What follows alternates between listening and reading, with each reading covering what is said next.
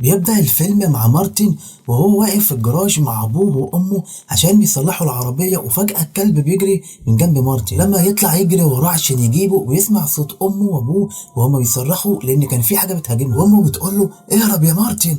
وبيجي واحد اسمه مستر وبيمسكه عشان ما يروحش لأبوه وأمه لأن الوحوش لو شافتهم هياكلوهم هما الاتنين. وبيخشوا هما الاتنين بهدوء لحد ما يلاقي جثة أمه وأبوه، وبيكون في زومبي بياكل في إيديها فوق. أول ما بيشوفهم بيهجم عليهم، وبيجي المستر بيضربه في دماغه لكن مش بيموت. بيجيب كوريك ويضربه في قلبه لأن النوع الجديد من الزومبي مش بيموت غير لما بيضربه في قلبه بالظبط. وآخر كلام من أبو مارتن كان بيقول للمستر خد ابني معاك وعلمه. وفعلا مستر بياخد الولد ويروح يعلمه كل المهارات عشان يدافع بيها عن نفسه وعن اي حد محتاج للمساعده، ويدربه على الزومبي اللي مش بيموت غير لما يتضرب في قلبه علشان ده اصعب نوع. وكمان بيدربه على الزومبي اللي بيموت بضربه براس علشان يكون متدرب على كل حاجه. وكمان الزومبي ده بيكون صحته اقوى من الزومبي التاني. وبيروحوا يحصنوا العربيه بتاعتهم بحديد قوي عشان هجمات الزومبي ما تاذيش العربيه بتاعتهم. وبيركبوا العربيه بتاعتهم ويتحركوا على المدينه،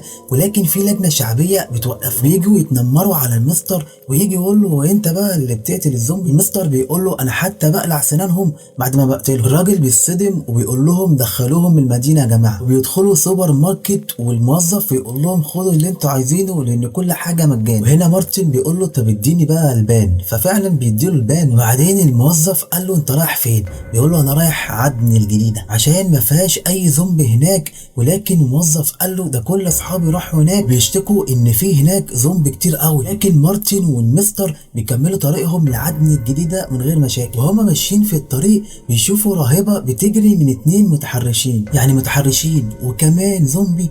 فنزل المستر يدافع عن الراهبة وبيقتل الاتنين. بعدها مارتن والمستر بيروحوا بيت الراهبة عشان يريحوا في اليوم ده هناك، وبيقفلوا الشبابيك وبيعملوا أفخاخ في الجنينة. ويجي الليل ويسمعوا صوت زومبي وقع في فخ من الأفخاخ، ويطلع مارتن والمستر عشان يقتلوه. الراهبة بتسأل المستر بتقوله مش مارتن لسه صغير على القتل ده كله؟ قال لها إن الولد ده قوي جدا ومش بيخاف. وبيكمل تمرين مع مارتن عشان يخليه صياد زيه محترف. وبعدين نزلوا كلهم عشان يدوروا على مؤن، فبيسمعوا صوت طفل صغير في خيمة، وبيدخلوا بيلاقوا جنود كتير قوي ميتين. دخلوا عشان يشوفوا الولد ولكن طلعت عروسة لعب. اكتشفوا ان ده فخ معمول من جماعة متطرفين. خدوهم كلهم وربطوهم في الشجر. والزعيم بتاع الجماعة دي اللي شايف نفسه شوية بيقول للمستر انا جايبك هنا عشان انت قتلت ابني وهو بيجري ورا الست دي، واكيد انت ما تعرفش انك قتلت ابن واحد زعيم كبير، وانا المفروض امسحك من على وجه الارض. قال له انا مش هموتك كده على طول، هناخد منك مارتن والراهبة وانت بقى هرميك للزومبي وذنبهم هيبقى في رقبتك. فعلا بياخدوه على مكان مليان زومبي عندهم. بيقول لهم ان الزومبي جعانين جدا لان بقالهم اسبوع ما كلوش. وتاني يوم الصبح مارتن بيقوم من النوم والزعيم بيقول له قوم املى ميه عشان نشرب. ويجي يعدي على مارتن وبيقول له نصيحه مني اهرب عشان الزومبي هيبقى حواليك دلوقتي. وفعلا مارتن عمل بالنصيحه ورمى الازاز في الارض عشان يهرب من المكان. ولكن لسوء حظه بيشوف زومبي جعان جدا وبيهجم عليه. يضطر ان هو يقف يواجهها. المستر بيطلع له من العربيه يشد جوه الشنطه وبيقدروا يدوسوا عليها. وبعدين بيروحوا مع بعض على غرزه. واول ما بيدخلوا مارتن بيسمع صوت بنت جميله اسمها بيل، وبيفضل يبص عليها. وكمان بيل بتبقى معجبه بيه وتفضل تبص عليه. واول ما بيطلعوا بيلاقوها واقفه بره وبتطلب منهم ان هي تركب معاهم عشان تروح عدن. ولكن المستر بيسيبها ويمشي. ولكن مارتن قال له معلش هاتها معانا تبان على طيبه. وفعلا المستر رجع عشان ياخدها. وهم ماشيين في الطريق بيقابلوا بيت من المفترض ان هو بيت فاضي، وقدروا يخشوا البيت عشان يستريحوا شويه. بيتفاجئوا بجثه موجوده في الصاله، ولما طلعوا فوق تفاجئوا بجثه تانية في الحمام. بعدها المستر بينزل تحت في البدرون عشان يشغل مولد الكهرباء عشان يباتوا اليوم ده في البيت. وبيتلموا مع بعض عشان يتعشوا. وبيجي الليل المستر بيقرا الاخبار. مارتن بيدخل اوضته بيلاقي واحده متحوله، فبيجري على المستر عشان يقول له وبيمسك سكينه عشان يقتلها. لكن مش بيقدر في الاول لانه شايف شكلها مسالم ومش متحوله. ولكن المستر بيمسكها من ظهرها وبيزعق لمارتن عشان يقتلها لانها في الاول وفي الاخر زومبي ولازم تموت. وفعلا مارتن بيقتلها. ومارتن بيقول لنفسه ان لولا المستر عمل كده كنت انا اتقلبت زومبي زيها. وطلعوا على الطريق بره عشان يكملوا طريقهم، وبيلاقوا بابا نويل اتقلب بقى زومبي، فمارتن ضربه في قلبه بالسهم. في نفس الوقت بيسمعوا صوت في الحمام العمومي، ولما بيفتحوا بيلاقوا ضابط امريكي اسمه ويل، وكان مستخبي من الزومبي وقال لهم انا جاي في مهمه خاصه عشان احمي المنطقه من الزومبي، وللاسف جه متاخر وما عملش حاجه. وتاني يوم بيلي بتروح عند الجامعه المتشدده وبتقول لواحد هناك، بتقول له في ناس بتجري ورايا، بيقول لها فين؟ بتقول له وراه، وبيكون الضابط ويلي واقف وراه وبيضربه بالبندقيه في وشه. بياخدوا العربيه وكل الحاجات اللي جاهزه، وبعدها بيعملوا فخ لزعيم الجماعه وبيقع فيه بكل سهوله، والمستر بيضربه وقال له انا شايف الزومبي جعانين النهارده، وياخدوه عشان يربطوه في الشجره ويعوروه في ظهره عشان الزومبي يشمه وياكلوه. ولما بيسيبوه ويمشوا وهما ماشيين في الطريق بيسمعوا ناس جنبهم بتقول انهم بيستقبلوا كل الناس مجانا عندهم في المكان. فعلا بيروحوا هناك وعلى البوابه بياخدوا منهم كل الاسلحه اللي معاهم. ولما دخلوا المكان انصدموا من المنظر الجميل والناس والحياه الجميله. ويجي الليل ومارتن يطلع مع صاحبته بيل عشان يسهروا شويه مع بعض وبيرقصوا سوا مع بعض في حفله.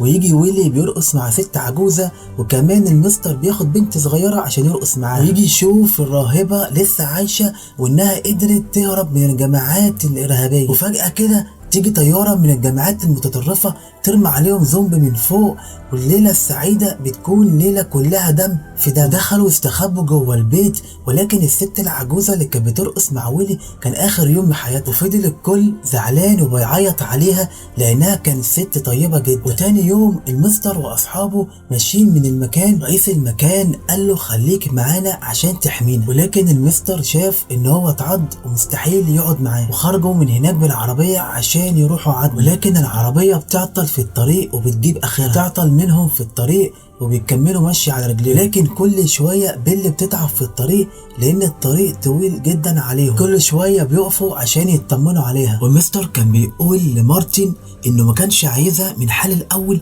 لانه كان عارف ان ده كله هيحصل، انهم في الاول والاخر نساء. وبعدها بيروحوا لساحه كبيره فيها خرده، وكالعاده بينسبوا الفخاخ بتاعتهم. كالعاده المستر بيراقب المكان، وفي وقتها بيظهر زومبي كتير، والمستر بيقتل اكبر عدد منهم، وعشان هما كتير بيقول لهم احنا لازم نهرب. والراهبه بتشوف الزومبي بيجري وراهم وعشان تحميهم وقفت هي عشان هما يهربوا. ومارتن بيحزن كتير عليها عشان ضحت بنفسها علشان في وسط الغابه بيلاقوا شاحنه كبيره وبيقرروا يناموا فيها الليله دي. والمستر بيحط الافخاخ بتاعته، ولكن بيحس ان في حد بيراقبهم، ولكن مش بيحط في دماغه. والمغرب كده بيطلع ويلي عشان يعمل حمام، ولكن المشكله انه ما بيكونش عارف ان معاه حد في الغابه. ولكن لما بيلاقوا ويلي اتاخر بره بيطلعوا يطمنوا عليه، لكن مش بيلاقوه قريب من العربيه. ولما بيدوروا عليه شويه بيلاقوا الطاقيه بتاعت ويلي مرميه على الارض وجنبها دم اسود بتاع الزومبي. تحس ان في حاجه فوقيها، بتبص فوق لقيت جثه ويلي نزلت عليه. بيقول لهم المستر ان الزومبي ده ذكي جدا بدليل انه عدى الفخ من غير ما يعمل صوت. كمان قتل ويلي غدر، وفي الطريق بيل بطنها بتوجعها بسبب الحبل، فبيشيلها المستر عشان مفيش وقت، ولكن بيسألها انت ليه تقيله كده؟ فبتقول له انت شايل 2 فلازم تحس ان انا تقيله. وبالليل لما بيولعوا نار عشان يتدفوا، وفجأة بيسمعوا صوت وبيقوموا يجروا ناحيته، ولما بيرجعوا البيل تاني بيلاقوها اتخطفت بسبب ان المستر ومارتن سابوها لوحدها. ولما مارتن بيطلع عشان يدور عليها بعد بحث طويل فعلا بيلاقيها، ولكن للاسف بتكون اتحولت. وفجأة بيجي من وراه زعيم العصابة بعد ما اتحول لزومبي قوي جدا، وبيضرب مارتن والمستر بضربة واحدة. ولكن بسبب خبرة المستر الكبيرة وبسبب اصرار وعزيمة مارتن بيقدروا يخلصوا عليه. ومارتن بيعيط للمستر وبيقول له ان كان بيحبها قوي وانه خسر حد عزيز عليه جدا. والمستر بياخده في مكان بعيد جدا عشان ينسى العياط، وبيلاقوا عربية في الطريق، والمستر بيقول لمارتن جه الوقت بقى ان اعلمك فيه السواقه. وفعلا مارتن بيسوق في الطريق لاول مره، وفي الطريق بيشوفوا جثه زومبي وفيها سهم مش بتاعهم، وكده بيشكوا ان في ناس في البيت ده. وبيطلع فعلا ان في بنت اسمها بيجي ساكنه هناك، ولما بتعرف انهم بشر بتدخلهم البيت وكمان بتاكلهم. بتقول لهم ان هي ما شافتش بشر خالص عشان اهلها ماتوا وهي صغيره، ومن ساعتها وهي عماله تحارب في الزومبي. والمستر بيشوف ان مارتن خلاص كبر وبقى واعي وانه يقدر يقتل كل انواع الزومبي. كمان بيشوف ان هو منسجم جامد جدا مع بيجي او اي بنت بيقابلها عادي، وبيقرر ان هو يسيبه عشان يعتمد على نفسه. ولما مارتن بيصحى من النوم مش بيلاقي المستر معاه في البيت ولا كمان في الشارع عند العربية، بيلاقي السلسلة بتاعته عند العربية، وساعتها بيعرف انه سابه ومشي، وبيقرر انه يكمل مسيرته مع بيجي ويروحوا لعدن الجديدة. وهنا نوصل لاخر الفيلم، ولكن ما تنسوش تصلوا على النبي صلى الله عليه وسلم، ومع السلامة.